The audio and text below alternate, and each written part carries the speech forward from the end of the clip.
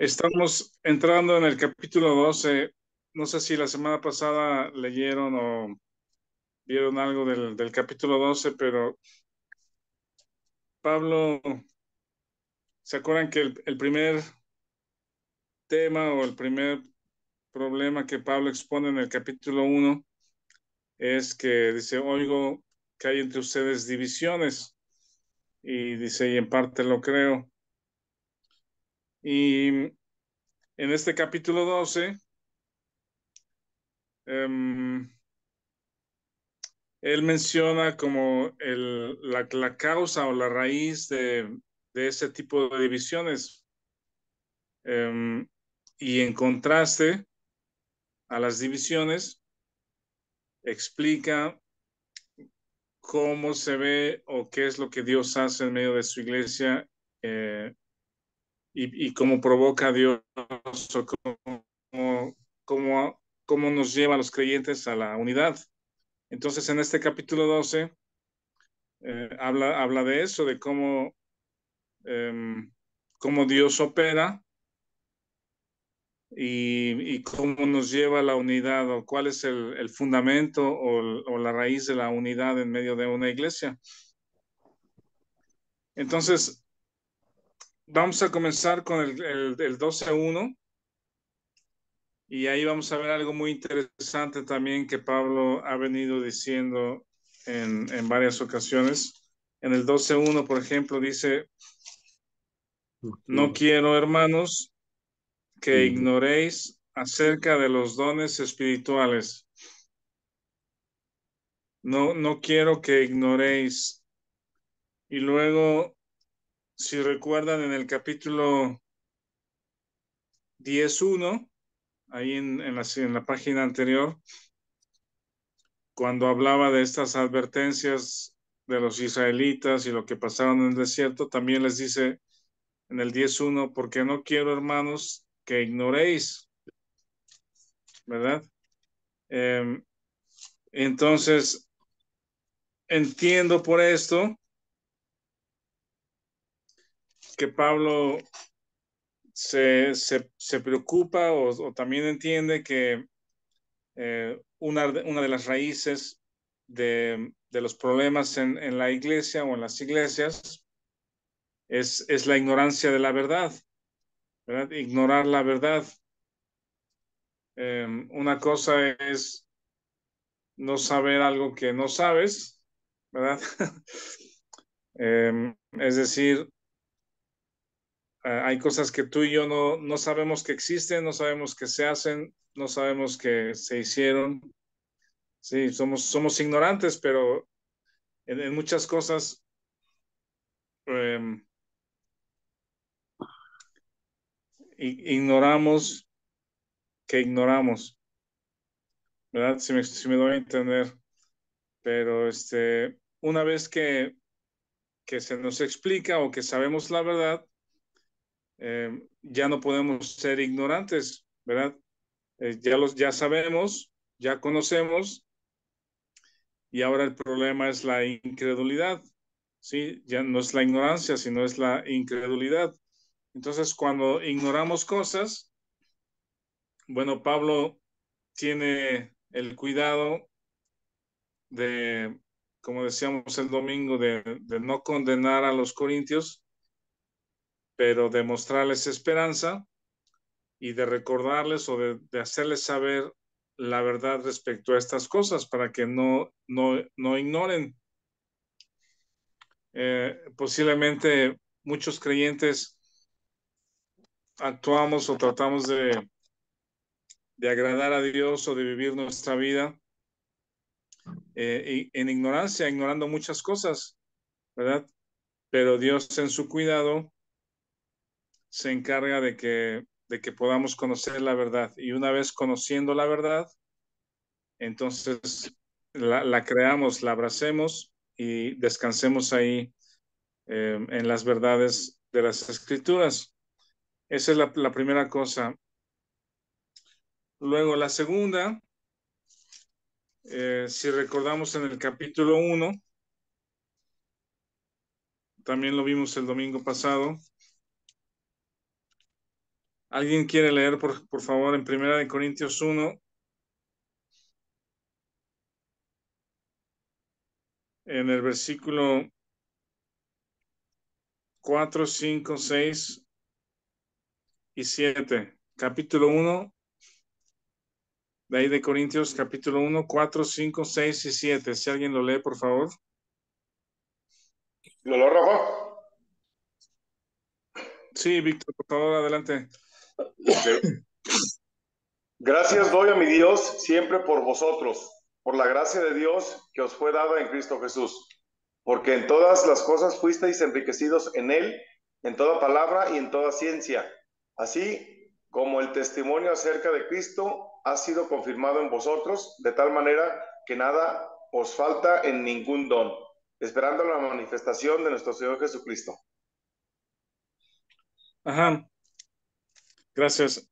Recuerden siempre que sobre estas verdades o verdades como estas es que los creyentes descansamos. Sobre estas verdades estamos parados, ¿verdad? De aquí partimos para, para crecer. Estamos fundamentados nuestra salvación y nuestra vida en este tipo de versículos, en este tipo de verdades, ¿no?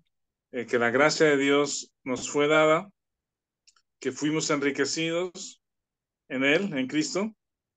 Eh, Dice el testimonio acerca de Cristo ha sido confirmado en vosotros, es decir, la seguridad de salvación. Y dice, de tal manera que nada os falta en ningún don, en ninguna dádiva. Dios ha llenado a la iglesia de Corintio de personas con capacidades o con talentos eh, que usados por el Espíritu Santo se convierten, digamos, en dones espirituales. Dios usa a las personas para provecho, para edificar a la iglesia, pero vemos que eso no está sucediendo. No está sucediendo, al contrario, parecería como que hay cierta pugna en medio de los creyentes. Quizá uno de los temas sea eh, los dones o lo que hacen o lo que dicen o lo que, eh, no sé, una pugna por quiénes tienen los mejores dones o los más espectaculares o quién tiene más poder del Espíritu Santo o quién hace más cosas, ¿verdad? Eh, y parece que esta es la pugna por cierto poder o cierta búsqueda de destacar o de recibir un aplauso o un reconocimiento. Esto siempre es una manifestación de la carne, ¿verdad? Centrado en uno mismo, ser yo el primero, lo máximo, que me sirvan, primero yo y después yo. Entonces, cuando hay esas personas o ese liderazgo o creyentes que hacen cosas o que destacan porque son más o hacen más que los demás o hacen algo que los demás no pueden hacer, entonces el peligro es enorgullecerse y buscar la gloria para uno mismo. Entonces, posiblemente estas pugnas hayan sido también causa de divisiones ahí en medio de la iglesia y Pablo les trae en este capítulo 12 y les dice, no quiero que ignoren eh, qué hay detrás o cuál es tanto la fuente de los dones espirituales, cómo es que Dios trabaja y para qué sirven, para qué sirven los dones espirituales, ¿no? Son para provecho. Entonces, esta es la segunda cosa que descansamos sobre Corintios 1, que hemos sido enriquecidos, la gracia se nos dio y se nos ha dado dones. Eh, y la salvación ha sido confirmada también. Descansamos en la obra de Jesucristo para estas cosas. Y luego hace un contraste. Regresamos a Corintios 12. Vean en el 2 y 3, si alguien lo lee, capítulo 12, versículo 2 y 3.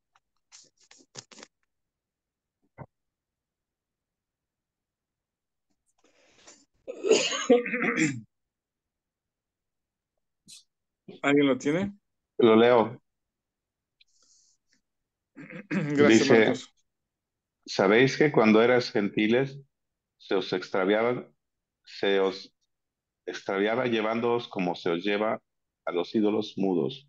Por tanto, os hago saber que nadie que hable por el Espíritu de Dios llama anatema a Jesús, y nadie lo puede llamar a Jesús Señor, sino por el Espíritu Santo. Ajá, vean cómo, gracias, Marcos, trae otra vez, digamos, a colación el tema de los ídolos. Ya lo había venido diciendo desde el capítulo 10. Eh, este, y ahora lo repite, o desde el 9, creo, desde el 9 lo había venido diciendo, desde el 8, lo sacrificado a los ídolos. Luego en el 10 es donde menciona que eh, los ídolos nada son y que lo sacrificado a los ídolos es realmente a los demonios. Y aquí hace una nota muy interesante. En el versículo 2 dice, sabéis que cuando erais gentiles, ¿verdad? Eh, ¿qué piensan de esto? ¿Qué les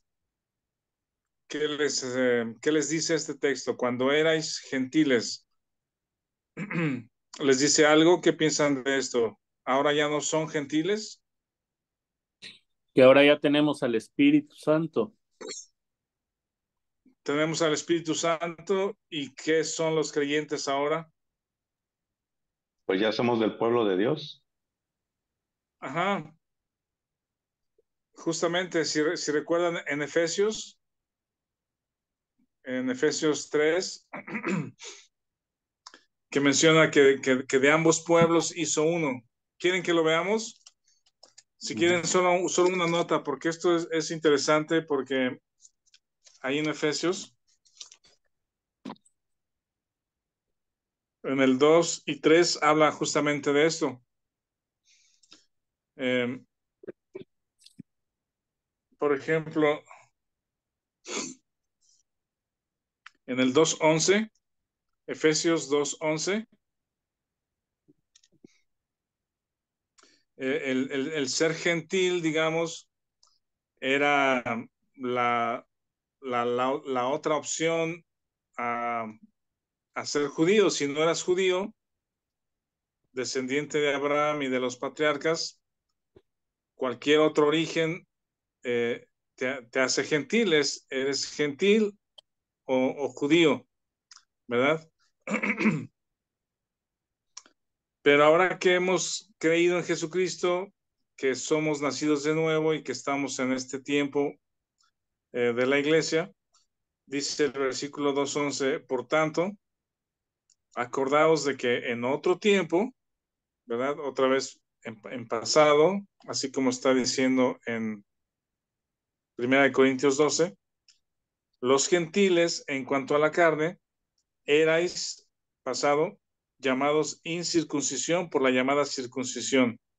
Ahí hay una distinción entre los judíos que eran circuncidados y los que no eran circuncidados, todo el resto eran gentiles. Entonces ahí hay una separación. En el 12 dice, en aquel tiempo estabais sin Cristo, es decir, sin un Mesías. El Mesías fue prometido a los judíos, no a los gentiles, en aquel tiempo, ¿verdad? Estabais sin Mesías, alejados de la ciudadanía de Israel, no eran parte de ser ciudadano de los israelitas, ajenos a los pactos de la promesa, como lo que Dios le prometió a Abraham, sin esperanza y sin Dios, Dios mayúscula, ¿verdad? Los gentiles tenían sus propios dioses con minúscula o ídolos, pero no tenían acceso ni relación ni con Israel, ni con las promesas, ni con el Mesías, ni con Jehová Dios o el Dios creador. Y en el versículo 13 dice, pero ahora en Cristo Jesús, ¿ven? Ahora estamos en Cristo.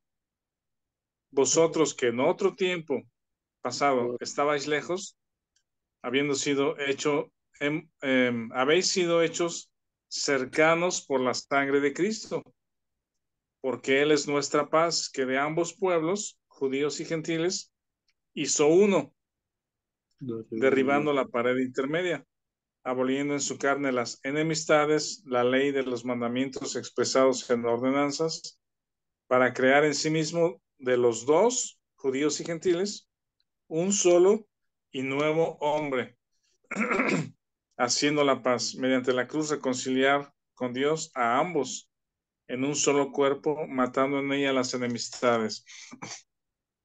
Entonces, lo que hemos estudiado aquí en Efesios es que la división o la separación que había entre judíos y gentiles ya no existe ahora de esos dos pueblos o de esos dos segmentos. Dios llama a los que creen, a todo aquel que cree, primeramente judíos y griegos o gentiles, para formar un nuevo hombre. Tiene otras menciones acá en los siguientes capítulos, siguientes versículos de Efesios. No solo dice un solo cuerpo, pero también le llama miembros de la familia, y luego le dice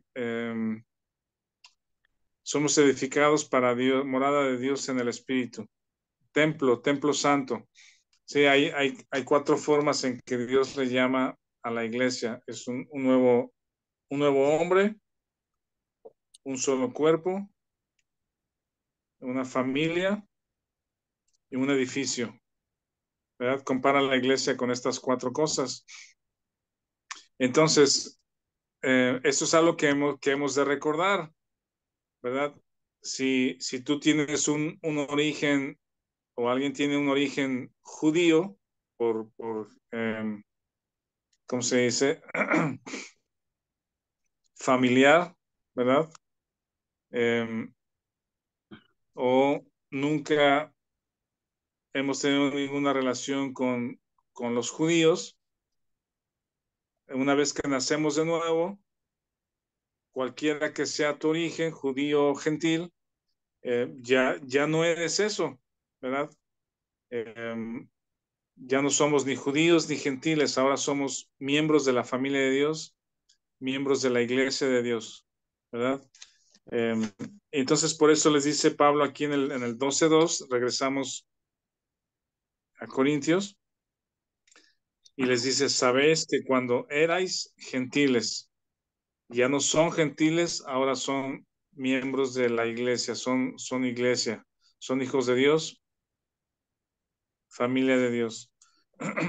Pero cuando eran, dice, se os extraviaba llevándoos como se os llevaba a ídolos mudos. Mi pregunta aquí es, cuando se habla de los dones, o Pablo que está hablando de los dones, ¿qué tienen que ver los ídolos y por qué les llamará mudos? ¿Alguna observación, alguna pregunta? ¿Qué piensan de esto? ¿Por qué saca a colación aquí a los ídolos? ¿Qué tienen que ver los ídolos con los dones espirituales? ¿Alguna observación? ¿Alguna pregunta de lo anterior de los gentiles y judíos?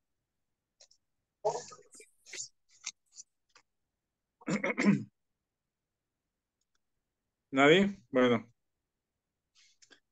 entonces la razón por la que hace mención de los ídolos es para que los corintios puedan distinguir el accionar o la operación de Dios en la vida de una persona.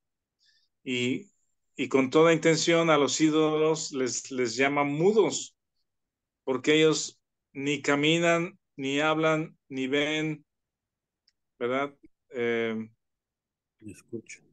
No sé si han visto este tipo de imágenes o fotografías de ídolos hechos de madera o hechos de barro o hechos de lo que sea, de oro. Los tienen que cargar, ¿verdad? Los tienen que cuidar. En algunas ocasiones hasta parece broma, pero se caen y se rompen, ¿no? Si se está inundando, tienen que cargarlos para que no se mojen. Y en esos ídolos o dioses con D minúscula, imágenes que se veneran o de las cuales se espera lo que solamente Dios puede dar, realmente necesitan ayuda, ¿verdad? Los ídolos nada pueden operar en la vida de una persona, nada pueden operar en la vida de una persona. Y en contraste, dice, habla acerca de los dones, ¿sí? Es decir, las personas se acercan a los ídolos, pero los ídolos nada pueden hacer para transformar la vida de una persona, ¿sí? Nada pueden hacer para a través de una persona, con sus palabras, su corazón, sus dones, tocar o sacar provecho o tener provecho para otros en medio de la iglesia. ¿Sí me explico esto? ¿Sí está claro? ¿Sí? ¿O qué piensan? ¿Algún comentario? ¿Algún Esto, comentario? sí, lo que habías comentado, pues la idolatría, eh, pues yo creo que siempre ha existido desde la salida del huerto del Edén, pues, eh, o de los primeros pobladores, que pues uno encuentra algo, no sé, pues yo creo que es una mentira que la gente se cree, pues, de rendirle culto a a la creación, ¿no? Y los ídolos muchas veces representan la creación. Eh, no sé, sí, está muy claro, pues que es obra hecha de manos de hombres que ponen su esperanza en un pedazo de madera, ¿no? Que dice, cortan un tronco, lo hacen leña y lo que sobra lo hacen un ídolo, ¿no? Este, pues yo creo que lo traemos por naturaleza también, el de buscar eh, alguien que nos resuelva nuestros conflictos o alguien en quien comprar, en quien confiar, ¿no? Sí, es increíble cómo también cuando habla acerca de los israelitas que se hicieron un ídolo, ¿no? Recién habían salido de Egipto, cruzado el mar, viendo el maná, el agua y nada más se les pierde de vista a Moisés que sube al monte y Aarón y la gente pidiéndole un Dios, ¿no? Haznos un Dios, alguien que podamos ver, tocar, nos da seguridad tener ahí enfrente a alguien o algo, ¿no? Y alguien decía, escuché recientemente que el corazón del hombre es una fábrica de ídolos, este, porque esperamos de muchas cosas o de personas lo que solamente Dios nos puede dar. Y quizá por las tantas menciones que está haciendo Pablo respecto a la idolatría, eh, quizá ese es el fondo de lo que hay en el corazón de los corintios, ¿no? Diferentes formas de idolatría y de buscar la satisfacción, la dirección, el cuidado en cosas fuera de lo que Dios nos puede dar. Y esta parte me gusta porque a los ídolos les llama mudos, eh, porque no hablan y no pueden enseñar o no pueden hablar sabiduría, no pueden hablar verdad, no pueden tocar la vida de las personas. Y por eso creo que hace un contraste con lo que Dios sí puede hacer, ¿sí? Y de ahí viene los dones espirituales, la presencia de Dios creador en su iglesia a través de la obra de Jesucristo, ¿verdad? Enriquecidos, les dio dones, les dio gracia para que esa iglesia tenga unidad y se sirvan unos a otros con lo que Dios les ha dado y se edifiquen mutuamente. Estas son los efectos o las razones por las cuales Dios ha dado dones a la iglesia. Aquí lo menciona. Entonces, ¿alguien más quiere comentar algo o continuamos? ¿Alguien quiere comentar algo? Rafa. Perdón. Sí. Adelante, Víctor primero y luego Miguel. Gracias. De hecho, es interesante porque en uno de los libros apócrifos, por ejemplo en Baruch, se menciona que los ídolos no pueden ni siquiera quitarse las aves que se les paran, ¿no? Y o sea, que hacen cosas sobre ellos y ni siquiera se las pueden espantar. No recuerdo exactamente el texto, pero se habla claramente, pues, de cómo a veces ponemos nuestra confianza digo, primeramente en cosas creadas antes que el creador, ¿no? Y después, pues, Sí. así como lo que hemos estado viendo en el estudio de las 10 de la mañana los domingos, como la manera en que el pueblo judío, viendo los portentos de Dios, los milagros, el gran poder y todo, de repente al poco tiempo se nos olvida o se les olvida a ellos que pasa exactamente lo mismo de nosotros y queremos nuevamente enfocar nuestra vista y enfocar nuestra confianza en cosas en lugar de ver al poderoso, ¿no? Que es a Dios mismo. Entonces, yo creo que es un tema que a veces lo vemos lejano o pensamos en la gente religiosa o en las personas que están en cualquier religión, pero pues a nosotros mismos no estamos exentos de eso, porque no necesariamente debemos de postrarnos y adorar algo para decir que somos idólatras, pues con el solo hecho de poner la confianza en nuestros recursos, en nuestro conocimiento, en el poder hacer algo mejor que otros. Y a veces hacemos a un lado a Dios cuando Él es incluso el que nos da la sabiduría y de Él es todo, finanzas, absolutamente todo. Entonces, Él es la fuente absolutamente de todo. Sí, así es. Gracias, Víctor. Adelante, Miguel. Bueno, yo aquí lo que comprendo, lo que veo es que hace un comparativo de cómo antes, cuando éramos gentiles, pues nos dejábamos conducir como se conduce a un ídolo que es mudo. Así nos conducíamos o nos conducía el mundo por la vida. Pero hace un parteaguas al tener ya, al ser creyente, dice, pues hago saber que nadie hable por el Espíritu de Dios, que habla por el Espíritu de Dios, llama anatema a Jesús y nadie puede llamar a Jesús Señor sino por el Espíritu Santo. Y quiero entender que en ese parteaguas de lo que éramos antes, que éramos movidos como se mueven los ídolos, ahorita venimos a ser movidos y habla por nosotros el Espíritu Santo y de aquí se van a dar ciertas revelaciones que el Espíritu le da a su iglesia, pero no somos nosotros, sino el Espíritu de Dios. Digo, eso es lo que... Sí, por ahí va el asunto porque dice que estábamos o los corintios estaban extraviados, ¿verdad? Como para mirar o tener la confianza, como bien dice Víctor, en ídolos, en cosas o personas vanas, vacías. Y ese comparativo o lo que les está haciendo ver Pablo es vean lo que Dios hace, vean lo que Dios hace, el Dios creador, el Dios trino. Aquí hace mención de la Trinidad de una manera importante.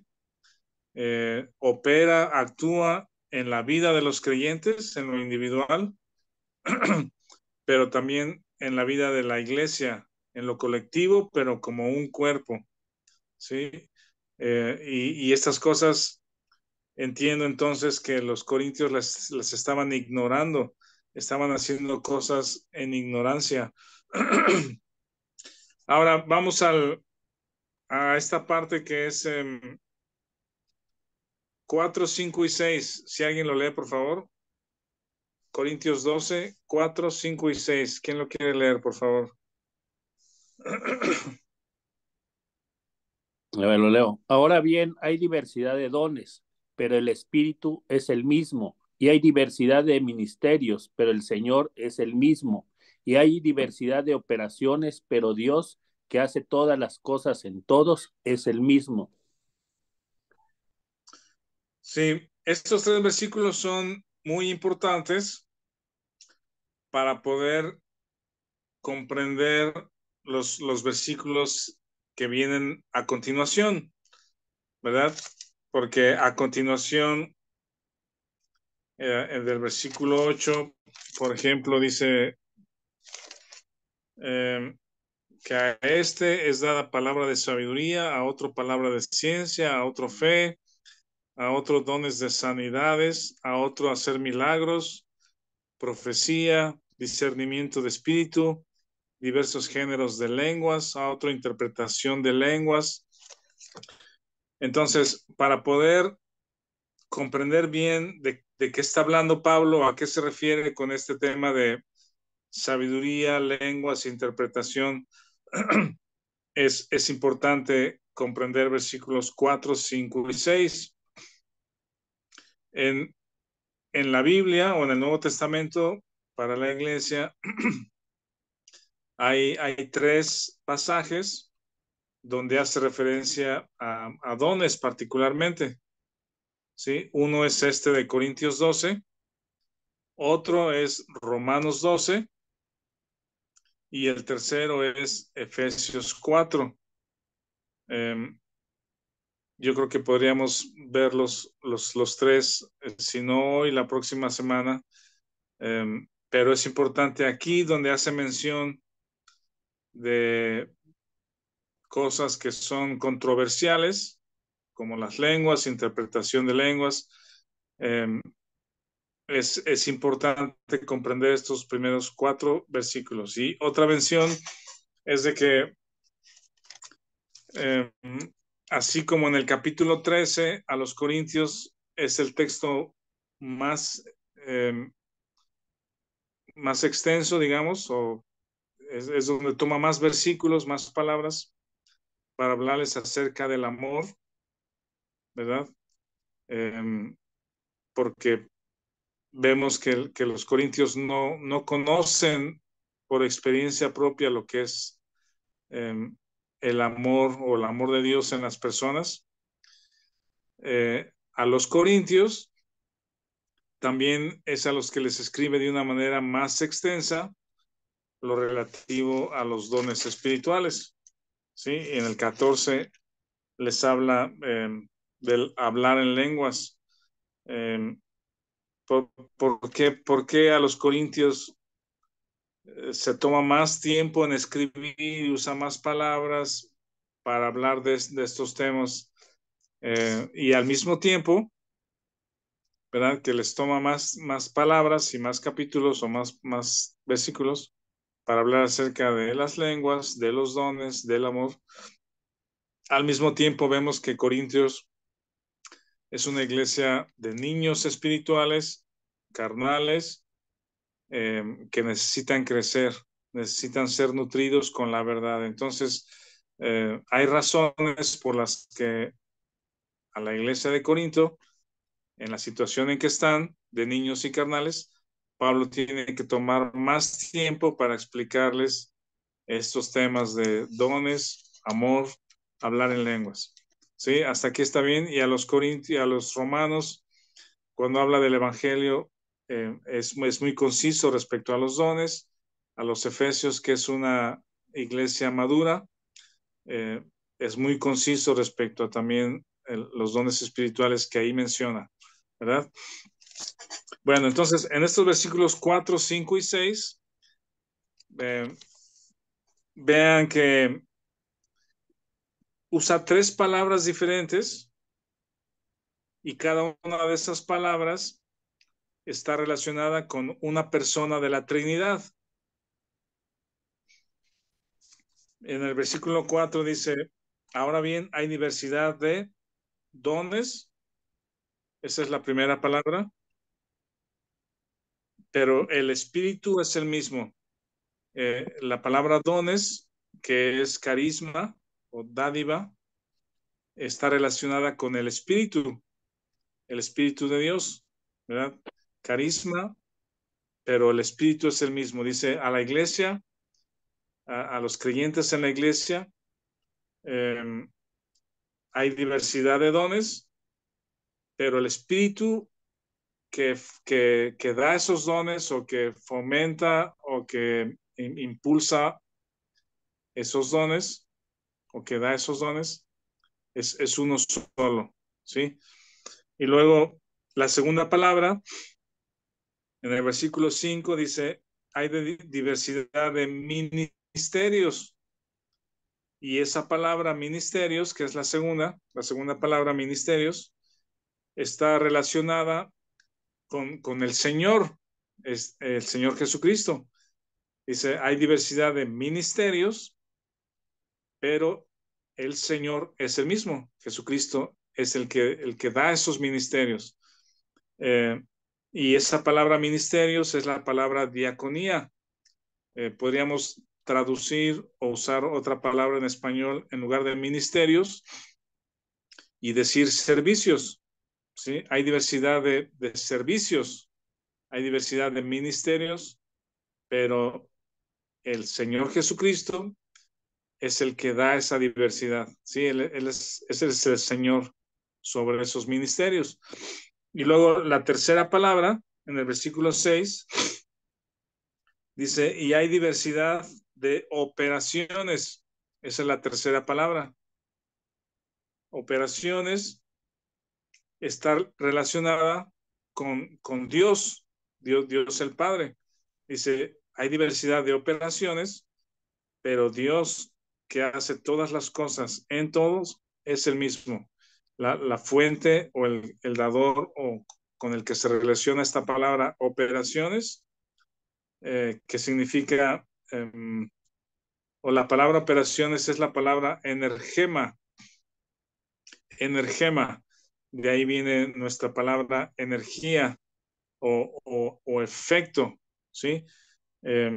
Dios es el que da un efecto, opera en las personas. Entonces, esto es muy importante porque no son palabras al azar, sino están muy bien explicadas. Pablo está explicándoles algo que ellos ignoran, ¿verdad? Y les dice, el Espíritu Santo da dones, da carisma, el Señor Jesucristo da ministerios o servicios, él es la cabeza, y Dios causa el efecto, ¿sí? O hace la operación, pero no están separadas esas tres personas, ¿verdad? No están separadas.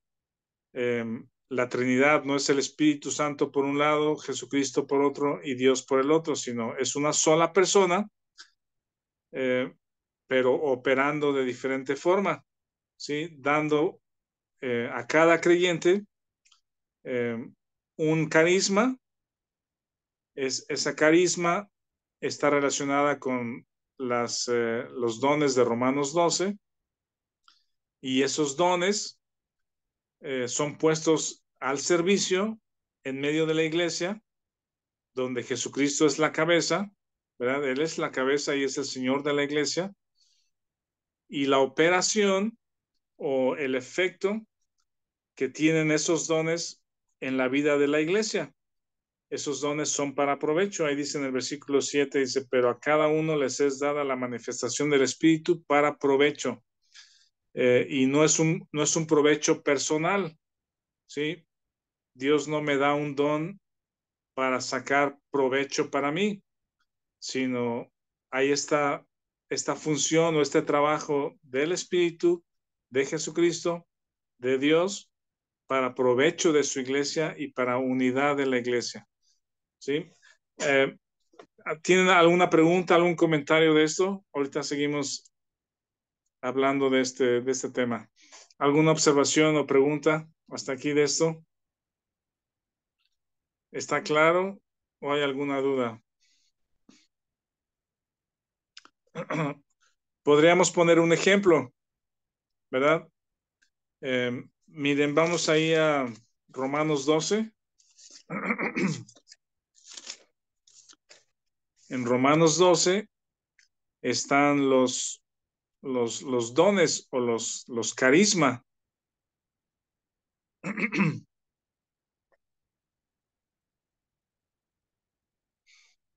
En Romanos 12 están los 7 dones o los 7 carismas que está mencionando Corintios.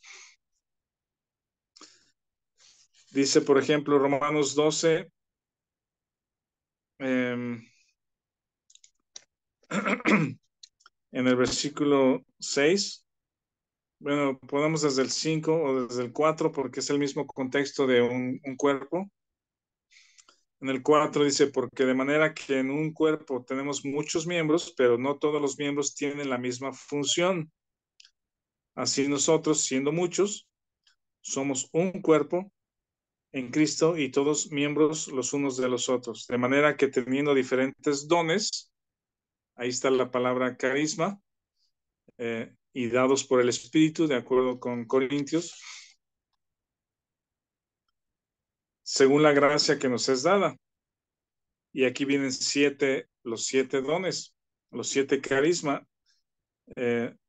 Si es el de profecía, úsese conforme a la medida de la fe.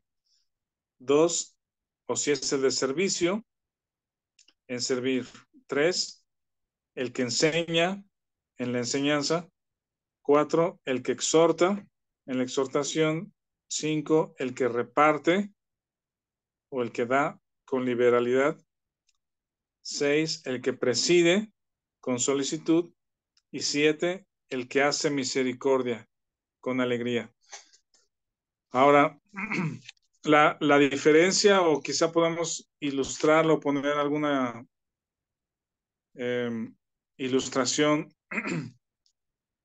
Digamos que una persona que Dios le da, no sé, el don de misericordia, por decir algo, ¿sí? Yo creo personalmente, o mi percepción es de que Dios a cada individuo le da cierta personalidad, ¿no? Muy particular de acuerdo a su contexto. Obviamente todo esto es parte del plan de Dios, pero de acuerdo a su educación, contexto cultural, familiar, etcétera, etcétera. ¿Sí? Y una vez convertidos o nacidos de nuevo, el Espíritu Santo usa eso o usa lo que esa persona es, ¿verdad? Y cómo Dios lo prepara o la prepara, y le da un don en particular. ¿Sí? Digamos que una persona tiene el don de misericordia, que es un gran corazón para ver las necesidades, para tener compasión de otros, para edificar a otros a través de palabras de aliento, de compañía, etcétera, ¿no? Entonces, en la iglesia, digamos que hay una iglesia de, por decir algo, 100 personas en la iglesia, y varios de ellos van a tener el don de misericordia, ¿sí? Y algo que vemos o que se ve mucho es la persona que tiene el don de misericordia ve necesidades en la vida de otros, pero también tiene un corazón, ¿sí? Siente lo que otros sienten, el dolor de otros, la alegría de otros, ¿sí? Y hace algo al respecto. Entonces, Dios llena a la iglesia o tiene entre una iglesia de 100 personas, digamos, No hay una cantidad exacta, pero hay muchos o varios con el don de misericordia, ¿sí? Y luego alguno de ellos o algunos de ellos, de acuerdo a lo que Dios está desarrollando en la iglesia, de acuerdo a las necesidades, a la planeación, a la organización, eh, a uno de ellos o unos de ellos se les da un ministerio, ¿verdad? Es decir, se abre una oportunidad, una posibilidad, como ahora vemos en la iglesia, cómo estas hermanas están yendo. Ayer nos mandó Arcelia un video de mujeres en un centro de adicciones, ¿verdad? Cantando alabanzas donde van cada semana a compartir, ¿verdad? Ese es un ministerio. En el contexto de la iglesia, algunas personas con el don de misericordia tienen la oportunidad de hacer un servicio, de servir, de ser diáconos, ¿verdad? Un servicio, en este caso, un centro de adicciones. Ese es un ministerio. Una persona con el don de misericordia es puesto en servicio en un lugar como el centro de adicciones. Y el Señor es el que tiene, ¿cómo se llama? Responden al liderazgo y a la cabeza que es el Señor Jesucristo, ¿verdad? Y en tercer lugar, la operación o la energema, ¿sí? Es el efecto, lo que Dios hace con esa persona en ese lugar o en esa actividad en la vida de algunas personas. Adriana nos estaba diciendo, por cierto, tengo pendiente buscarle un material, decía que una de esas personas tenía el deseo de bautizarse. Entonces, vean las tres cosas, ¿sí las ven? ¿Sí? Una persona con un don de misericordia, puesta en un lugar de servicio y causando un efecto en la vida de otras personas, ¿sí? Dentro de la iglesia o fuera de la iglesia, para conversión, para buscar al Señor, para nacer de nuevo, etcétera.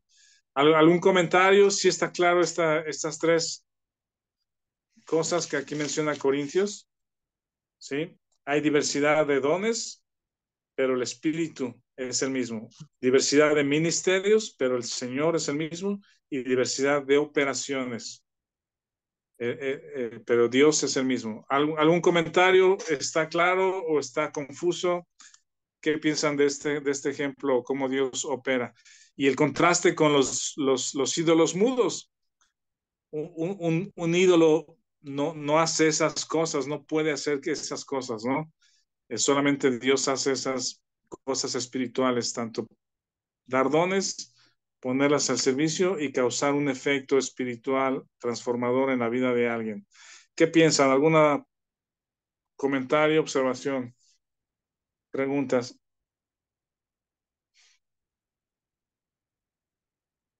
¿Nadie? ¿Está clarísimo?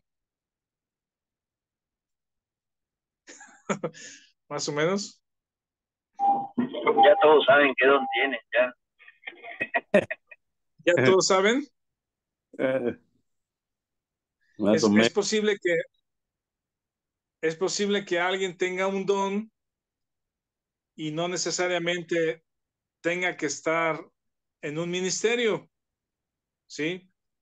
No es obligatorio, es decir, no es, no sé si decir obligatorio, pero no es indispensable, ¿sí? Quizás una persona que tiene el don de misericordia, pero hace cosas que no vemos, que no están en el programa de la iglesia, que no están en un ministerio oficial, por decir, ¿sí? Pero Dios usa a esa persona visitando, hablando, eh, dando palabras de aliento y nadie lo estamos viendo, ¿sí? No hay un anuncio espectacular o los domingos que alguien está haciendo eso, pero Dios lo usa. ¿verdad? Dios lo usa haciendo un efecto en la vida de otras personas. ¿Y quieres comentar algo, Miguel? No, que muy claro, que gracias. Ok, gracias. ¿Alguien más? Víctor, Vic, Eso Marcos. es lo de, o sea, los dones son dados por Dios y, bueno, por el Espíritu, ¿verdad? Y nada más que tengamos la certeza de que tenemos al menos un don, ¿no? Que es dado por Dios, el Espíritu Santo, para la edificación de la iglesia. Y pues está padre. Sí, Y y muchas veces lo que vi hace algunos años es que a veces queremos todos tener el don de enseñanza, pues, y, y pues no necesitamos, ¿no? O sea, como que nos gusta algo y eso es lo que quisiéramos hacer, pero no necesariamente. pues una de las características de los varones o de los líderes o pastores o ancianos en la iglesia es que sean aptos para enseñar. Entonces yo creo que eh, podemos o tenemos, sabiendo la verdad, conociéndola, podemos compartir de muchas maneras. Eh, pero a veces deseando un don que a lo mejor no tenemos, puede ser como menosprecio a lo que Dios está haciendo en mi vida o lo que Dios puede hacer en mi vida, a través de mi vida en otros, ¿verdad? De los 7 dones que también ya habíamos estudiado, hay unos que son unas personas que son excelentes para organizar, ¿sí? Ese es el que preside. Los que organizan y presiden son muy importantes en la iglesia porque coordinan, ayudan a coordinar y que el cuerpo funcione en tiempos, momentos, recursos adecuadamente. Y quizá en medio de nosotros, de la iglesia o de la iglesia en donde estés, por perseguir un don que a lo mejor no tenemos, menospreciamos o nos alejamos de lo que Dios sí nos ha dado para provecho de la iglesia, cualquiera que sea, ¿no? El que da tampoco tiene que estar en los anuncios, ¿verdad? Pero hay personas que dan su tiempo, que dan sus recursos, que los cuidan, que apoyan proyectos, que mantienen también a la iglesia funcionando con los recursos que Dios les da, etcétera, ¿no? Martín, ¿quieres comentar algo? Ah, sí, gracias, pastor. También es muy importante que no confundamos los talentos con los dones espirituales. Por ejemplo, la personalidad que Dios nos dio a cada uno sí va apegada a nuestro don, pero los talentos que tenemos o que hemos desarrollado, nuestras habilidades, competencias, son muy por aparte. Vemos, por ejemplo, en el libro del profeta Ezequiel, el capítulo 2, versículo 7, que Jehová, nuestro Dios, le dice, ve y diles mi palabra, te oigan o no te oigan, no te dejen de oír. Pero en el capítulo 3 de Ezequiel dice, es un pueblo rebelde y duro de corazón, pero yo he hecho tu frente fuerte como una roca, como un diamante, así que no les temas. Entonces Dios le dio una personalidad especial para que profetizara al pueblo de Israel. Dice, no te envió a un pueblo de lengua extraña, si te enviara a ellos te oirían, más te envió a la casa de Israel, que hablaba su propio idioma, ¿no? Sin embargo, Dios ya sabía que no lo iban a oír, pero la personalidad que Dios le dio al profeta Ezequiel iba relacionado con el ministerio que Dios tenía preparado para él.